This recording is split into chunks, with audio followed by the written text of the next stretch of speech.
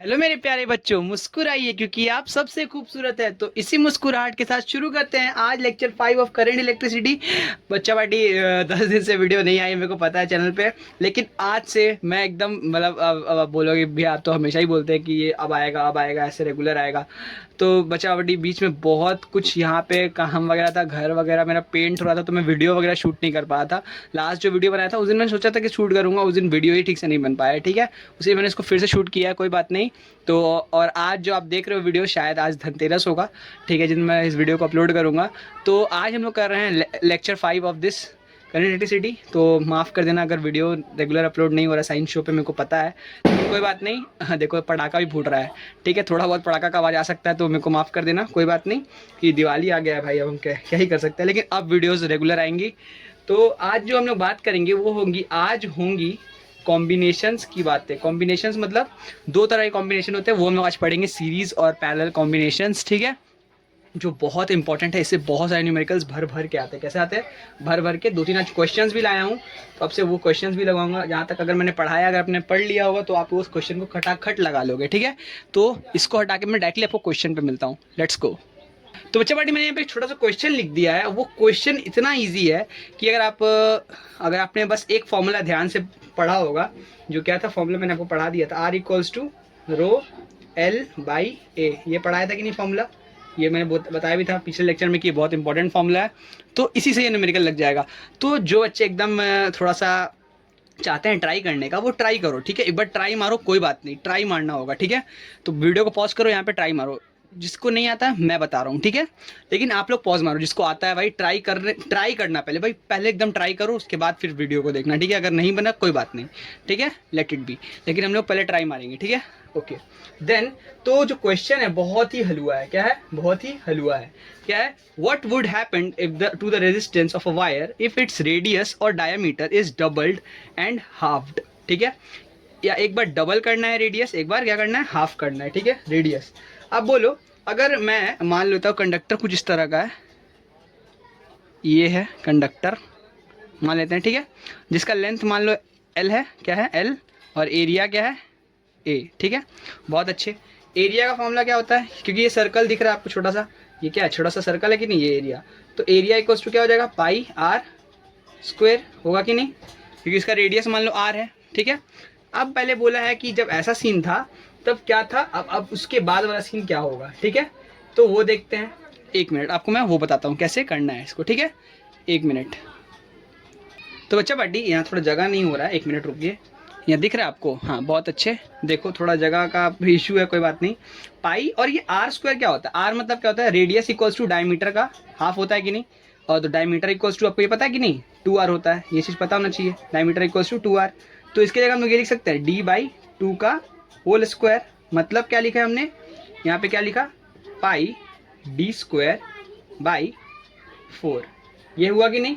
ये आपका क्या हुआ, पाई d²/4 क्या हुआ, एरिया हुआ बच्चा पार्टी। बहुत बढ़िया, यहाँ तक आया कि नहीं समझ में? ठीक है। तो अब हम लोग क्या बैठाएंगे, इसको इसी फॉर्मूले में चपका डालेंगे। किस फॉर्मूले में? इस फॉर्मूले में चपका डालेंगे, ठीक है। तो इनिशियल अपने को पता चल जाएगा, इनिशियल लेंथ इतना होगा कि नहीं, सीधी बात है। बहुत अच्छे। तो एक मिनट कर देते हैं। आर इक्वल्स टू क्या हो जाएगा, बोलो। आर इक्वल्स टू हो जाएगा आपका ρ/L ए की जगह क्या बैठाएंगे, ए की जगह ये बैठा सकते हैं कि नहीं।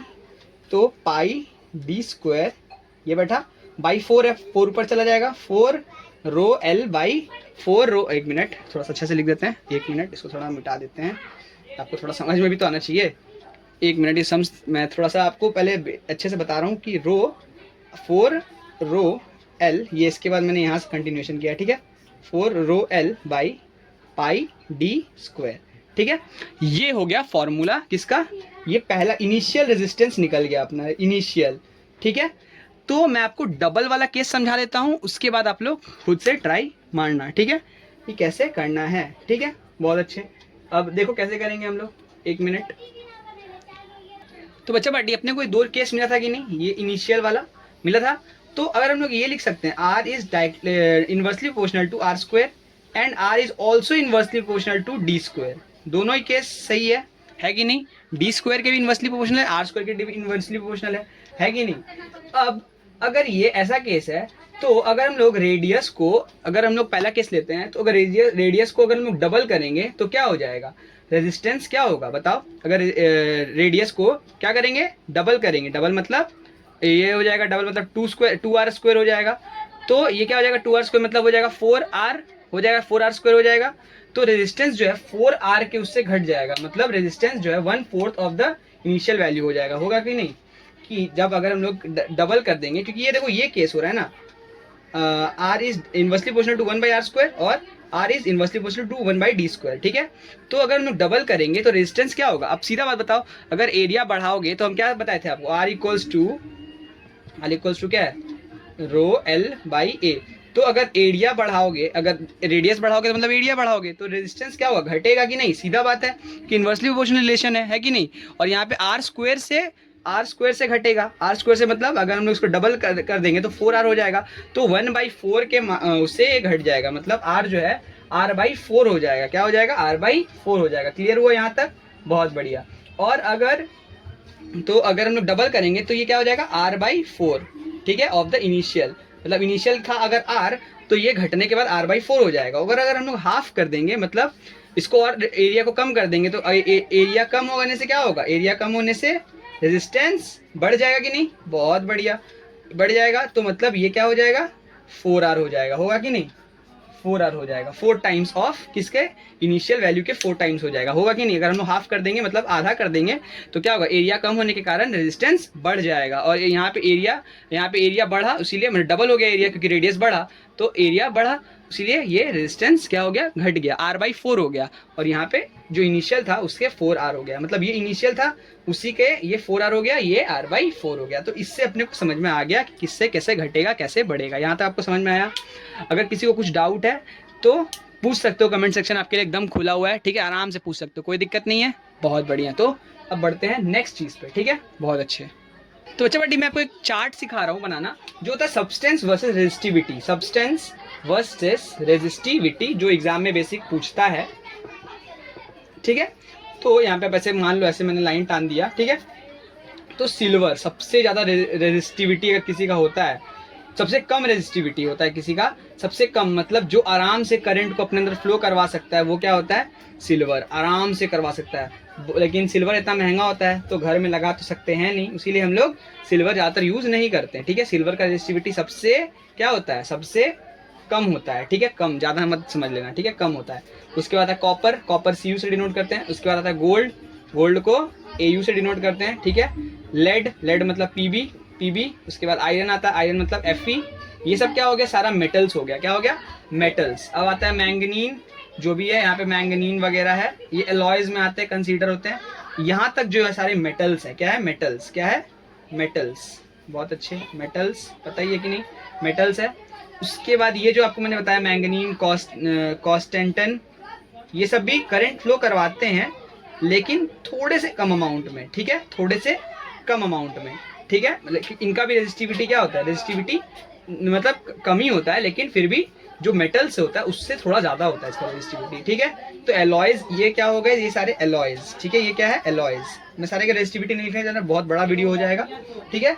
उसके बाद जो आता है सेमीकंडक्टर्स, यहाँ पे लिखो सब्सटेंस, और यहाँ पे मैंने एक लाइन डाल देता हूँ, यहाँ पे रेजिस्टिविटी, ठीक है, रेजिस्टिविटी, बहुत बढ़िया। तो अब क्या होता है, जो आता है सेमीकंडक्टर, सेमीकंडक्टर मतलब वो कुछ स्पेसिफिक टेम्परेचर पे वो करंट को फ्लो करवाता है, आपको पता है, मैंने बताया था ये चीज़, बहुत बढ़िया। उसमें आता है पहला चीज़ जो है ग्रेफाइट, ग्रेफाइट जो आपको पेंसिल का नोक होता है ना, वो भी करंट फ्लो करवा सकता है, ठीक है, लेकिन कुछ स्पेसिफिक टेम्परेचर पे, ठीक है। और जर्मीनियम पता ही है आपको, सिलिकॉन, ये सारे क्या है, ये सारे के सारे आपके सेमीकंडक्टर्स, क्या है, सेमीकंडक्टर्स। मैं रेजिस्टिविटी नहीं लिख रहा हूँ, अपने बुक से मिला लेना, या फिर मैं लगा दूंगा उसका चार्ट, ठीक है। उसके बाद आता है वुड, वुड मतलब लकड़ी, ग्लास को थोड़ा ठीक से लिख दूँ।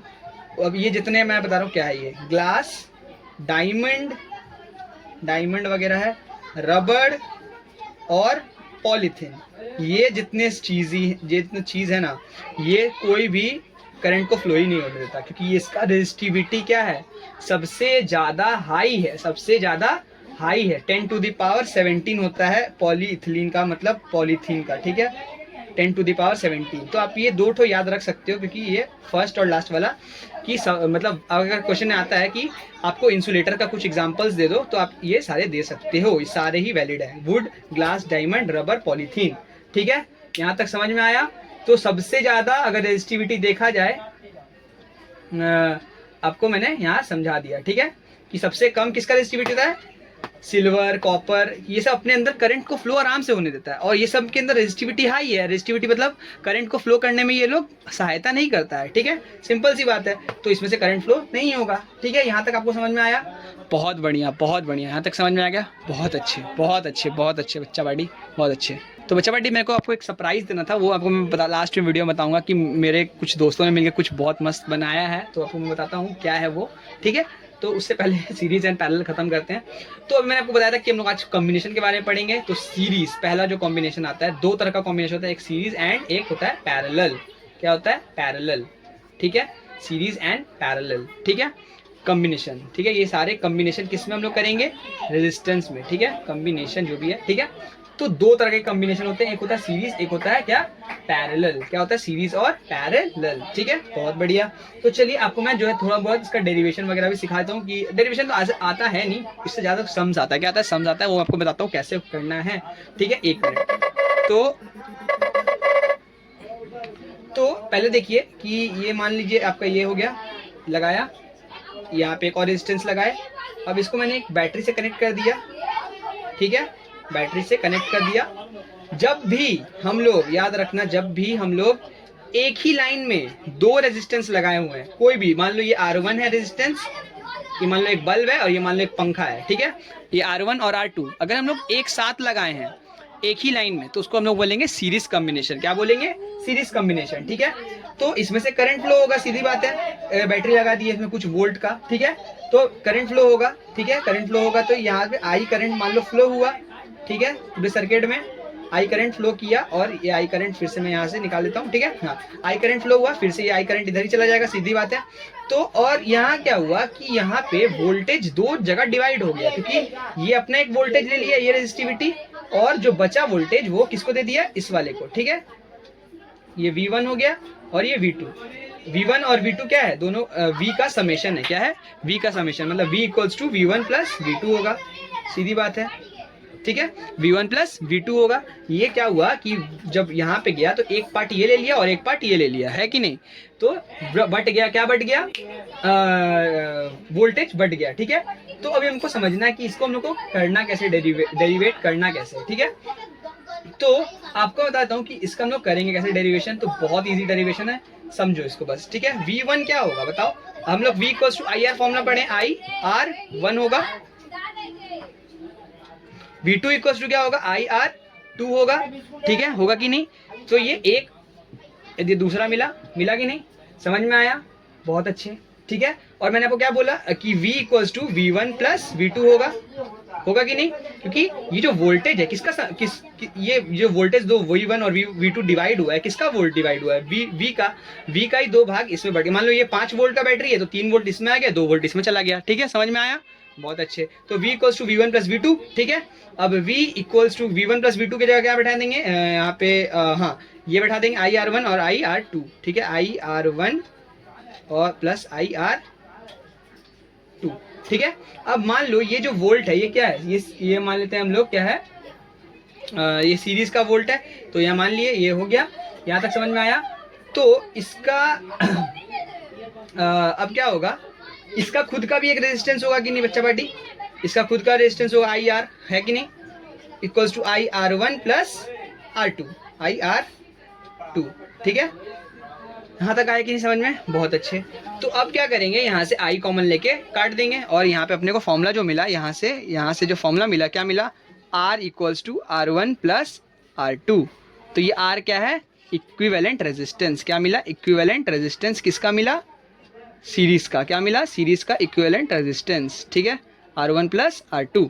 बहुत बढ़िया, ये भी एक फॉर्मूला है बच्चा पार्टी, सम्स करने के लिए काम आएगा, ठीक है। अब आते हैं किस पे? पैरेलल कॉम्बिनेशन, ठीक है। पैरेलल कॉम्बिनेशन और इजी है, ठीक है, बहुत बढ़िया।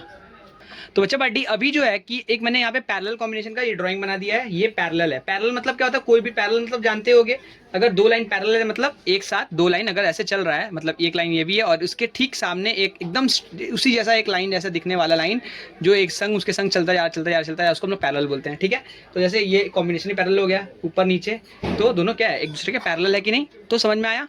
तो ये R1 और R2 पैरेलली लगा हुआ है, तो इसको हम लोग क्या बोलते हैं, पैरेलल कॉम्बिनेशन। ठीक है, अब क्या हुआ, मैंने अच्छे से ड्राइंग बना दिया यहाँ पे। V जब मैंने वोल्ट का बैटरी लगाया तो यहाँ I करंट फ्लो किया तब क्या हुआ कि आप बोलोगे भैया यहाँ तो कुछ हुआ नहीं।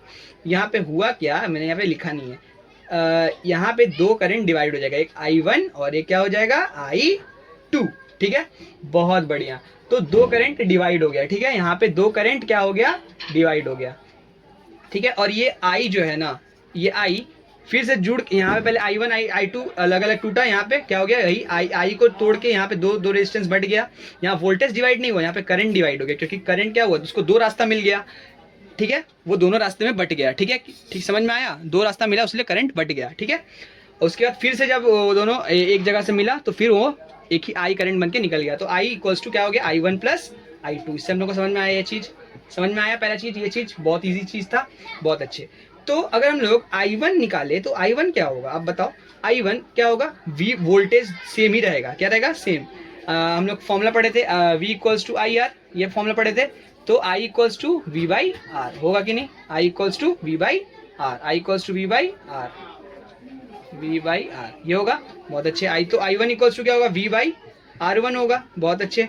और I2 इक्वल्स टू क्या होगा, V बाई R2। ठीक है, बहुत अच्छे। अब हम लोग क्या करेंगे, सारा वैल्यू इसमें बैठा देंगे। ठीक है, जगह तो मेरे पास है नहीं बच्चा पार्टी, फिर भी मैं ट्राई कर रहा हूँ, रुको। अच्छा रुको, मैं थोड़ा सा मिटा के कर दूँ क्या, एक मिनट रुको, या फिर यहाँ कर देता हूँ।